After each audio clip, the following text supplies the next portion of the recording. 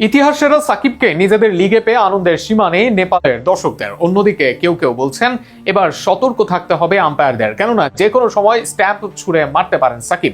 সাকিবকে রাজকীয়ভাবে উপস্থাপন করেছে নেপাল লিগের জনপ্রিয় দল, আর সেখানে কমেন্ট বক্সে উঠেছে দর্শকদের উচ্ছ্বাসের ঢল। সাকিবের এনপিএল খেলা নিয়ে থাকছে প্রতিবেদন।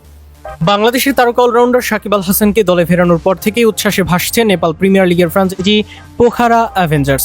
বিশ্ব ক্রিকেটের অন্যতম সেরা অলরাউন্ডারকে ঘিরে সামাজিক যোগাযোগ মাধ্যমে ব্যাপক প্রচারণা চালিয়েছে দলটি। তবে ফ্রাঞ্চাইজির ঘোষণার পাশাপাশি নেপালি সমর্থকদের মন্তব্য এখন আলোচনার কেন্দ্রবিন্দুতে। পোখারা অ্যাভেঞ্জার্সের অফিসিয়াল ফেসবুক পেজে সাকিবকে বরণ করে নেওয়ার বিশেষ ভিডিও প্রকাশ করা হয়। সেখানে পাহাড় ঘেরা নেপালের সৌন্দর্যের সঙ্গে মিল রেখে সাকিবকে একটি সিংহাসনে বসানো হয়েছে।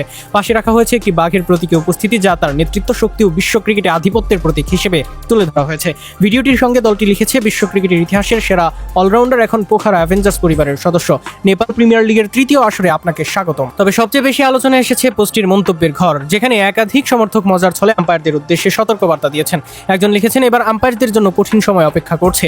আরেকজনের মন্তব্য, আম্পায়ার সাবধান, যে কোনো সময় স্ট্যাম্প বাতাসে উঠতে পারে। আবার কেউ লিখেছে, এবার আম্পায়ারদের আরও সিরিয়াস হতে হবে। মূলত অতিথিয়ায় মাঠে সাকিবের কিছু ঘটনা প্রসঙ্গ টেনেই এমন রসিক মন্তব্য করেছেন সমর্থকেরা। 2024 সালের অক্টোবরের পর থেকে আন্তর্জাতিক ক্রিকেটে দেখা যায়নি সাকিবকে। বাংলাদেশের জাতীয় দল বিপিএল কিংবা ঢাকা প্রিমিয়ার লিগেও তিনি নিয়মিত খেলেননি। তবে ফ্রাঞ্চাইজি ক্রিকেটে তার চাহিদা এতটুকুও কমেনি।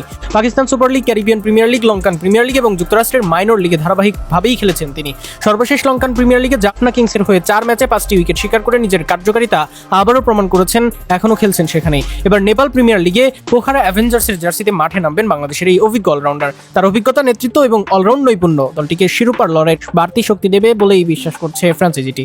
অন্যদিকে নেপালের ক্রিকেট প্রেমীরাও অপেক্ষা করছে বিশ্ব ক্রিকেটের জন্য এই তারকাকে নিজেদের মাটিতে কাছ থেকে দেখার জন্য।